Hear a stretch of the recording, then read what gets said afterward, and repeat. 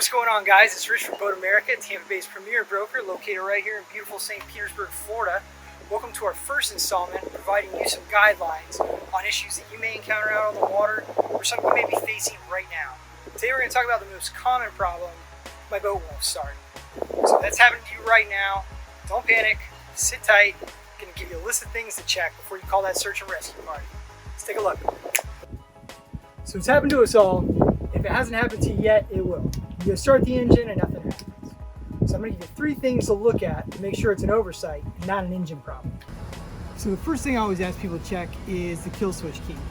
It's usually a flat plastic prong that slides right up underneath the kill switch, and when it's removed, the motor will immediately shut off.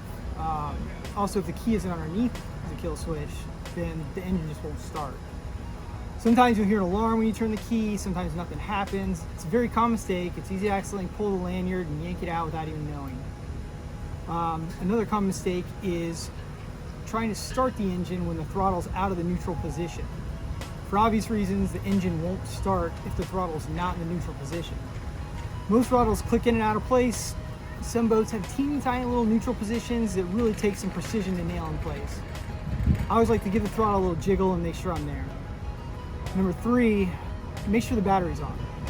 I've only seen this a couple of times. I don't know why it happens, but it does.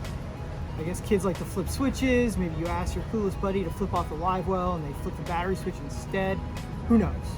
Check it. If that's the case, easy fix. So that's it, guys. It's battery, kill switch, throttle.